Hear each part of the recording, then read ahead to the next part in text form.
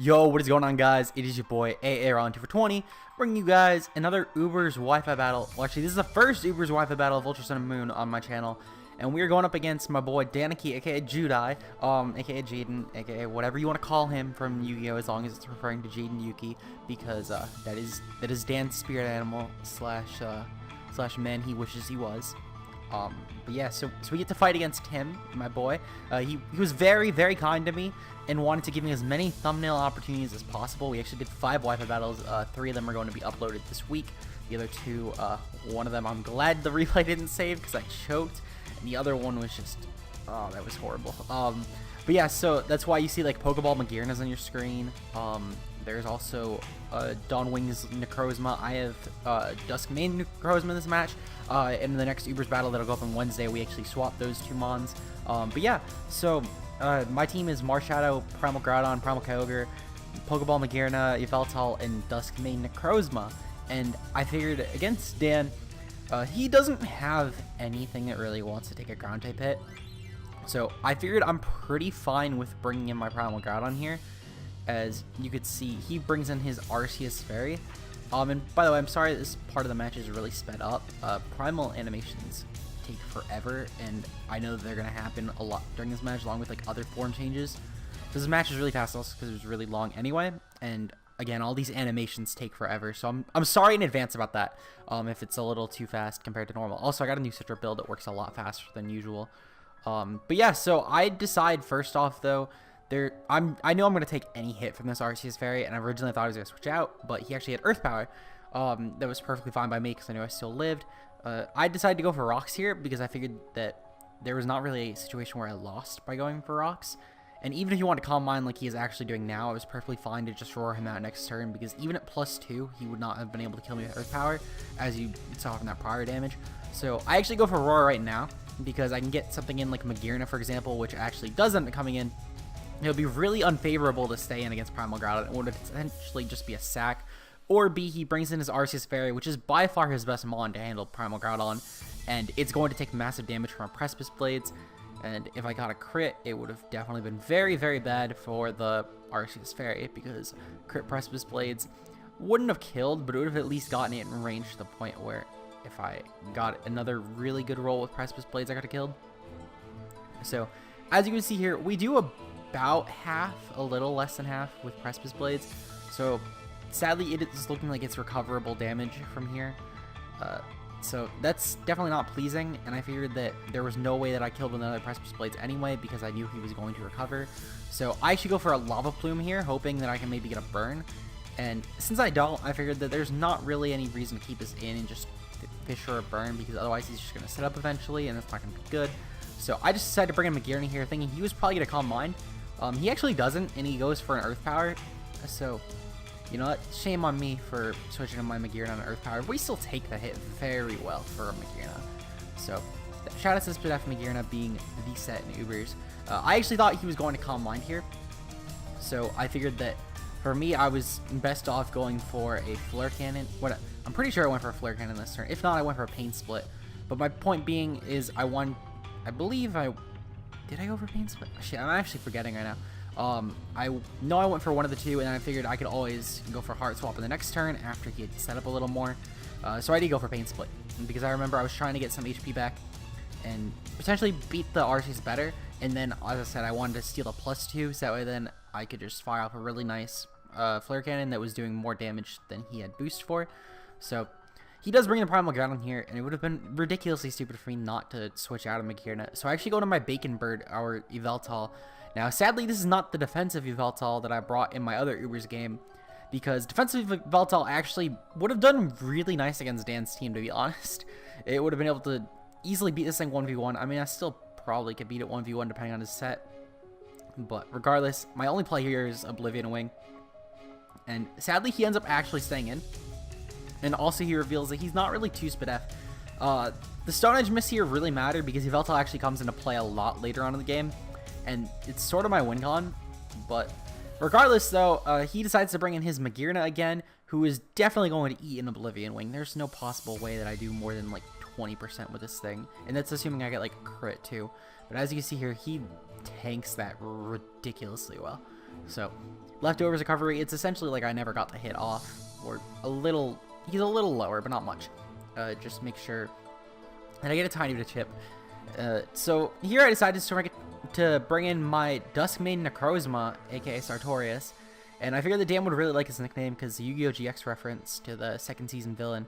But I figured Dan would have known what this gimmick was, and I'll explain it in a second. Well, I'll explain it later on in the match when it comes up. But I figured that he would have predicted that I would have been Ultra Necrozma, actually. And that's why I was really glad that he brought in the Arceus-Fairy, because I could just Sunsteel Strike. I figured he was definitely going to bait my Ultra Transform, which I decided to hold off on only because I had no idea how it worked, actually. But I figured if it was anything like Mega Evolution, I would have been fucked over by a Fairy move.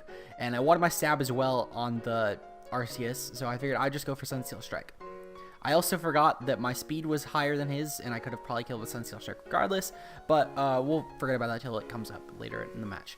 So I switch out here because I figured that if he's possibly like Specs or even Modest, his Z move is probably going to do a shit ton to my Duskmane, if not kill.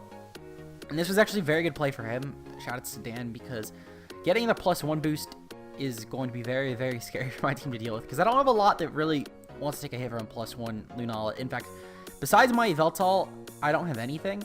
And the problem with switching in Yveltal here, though, is that if he went for the Z move like he ends up actually going for right now, that this would have been very scary after Rocks to deal with if he was Modest, because I'm not sure how much the Calc would have done, but I am not very bulky.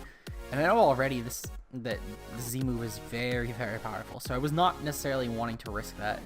So obviously I can bring in something else after I sack Magearna, but Magearna being sacked is definitely unfortunate, because Magearna could have been very helpful in terms of stealing boost from this thing, which is actually what I went for this turn. I went for the Heart Swap.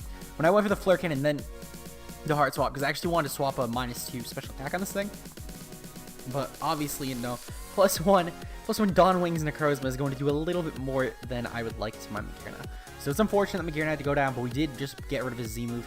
And we're now able to bring in Marshadow, who Dan also does not have switch-ins to. I could have very easily brought in Yveltal, but my main problem with that was being if he lived, and I didn't necessarily want to take any chip on Yveltal because I knew it would become very important in the match, especially for revenging off his Marshadow, because Marshadow is very scary on my team as well. So I go for the Spectral Thief here. I figured if he stays in, I just get some more bulk for things such as Magearna. If he doesn't stay in, I still 2-hit KO pretty much anything that he brings in, unless it was like a Fizz Def Primal Groudon. But even then, I'm perfectly content with just going for Spectral Thief, because it's a very spammable move. Really, the only mon that wants to take that is an Arceus normal. So we do kill off his Magearna, which is very, very nice for us, because Magearna, it's a mon that I don't like keeping around, because if your opponent's a Magearna around in Ubers, they're keeping it around to steal your stat boosts, and that's very scary, especially when I have an SD Duskmane Necrozma, who would like to get a sweep off. So as he brings in his Marshadow here, I know I'm not going to risk the speed tie with my Marshadow. So I bring in my Yveltal here. I know I'm going to take any hit possible, and since I am actually Scarf Yveltal this game, I'm able to revenge it off very easily. And since I've gotten rid of his Magearna, I'm able to pretty freely just go for Oblivion Wing, as he does not have good switch-ins at all. And he's definitely sacking his Primal Groudon here for sure, because there's no way it would live in Oblivion Wing, especially when it was doing, I believe, about half earlier in the game. Yeah, it did about half earlier in the game when he went for the Stone Edge, and obviously it's dead here. So thankfully he did not hit his Stone Edge, because I would not have been able to come in on the Marshadow had I done that, or at the very least I would have probably gotten revenge off my 2 Shadow Sneaks if I didn't just die, because, you know, maybe he was adamant or max attack or something, but if he was defensive, I'd probably live at least 1. Regardless though, I actually don't kill this thing with Oblivion Wing, even though I'm Modest. So it's this whole set, I actually overrate how much damage my moves are doing. It ends up biting me in a couple of the games, but regardless though, I do bring in my Primal Kyogre because of this. I figured that Kawaii Ogre is not really going to do too much to Dan's team at this point. I've gotten rid of his Primal Groudon, I've gotten rid of his Magearna, so there's not really anything that I want to keep this around for. And I figured that even if he somehow doesn't kill me, which I figured was extremely unlikely that he didn't just go for close combat, he actually went for Meteor Mash, which was still a very good play, because Meteor Mash plus close combat could have definitely killed, and he could have potentially gotten an attack boost. He actually got crit instead. Regardless, the close combat would have killed. So Because of this, though, it obviously was a sack. I could have very easily just fired off an Origin Pulse in case if I lived, but I figured there was almost no way that I did. So, regardless, I mean, as I said, I didn't really need to keep around Kawaii Ogre. It didn't do anything left at this point. And I actually do bring in my Duskmane Necrozma here. Now, what I did not realize is actually how this thing transforms into Ultra Necrozma. So, this actually works like Mega Evolution, and I thought, okay, you know, that's really cool. Me in my head, I also forget that this thing gets the speed boost automatically, so, you know, it's a very, very scary boy. And just going for that Photon Geyser right away, and actually outspeeding the Lucario, who I thought could have potentially revenged me off, and I actually thought it was a choke the second I clicked it, until Dan and I both realized the speed kicks in automatically, and this thing has base 129 speed.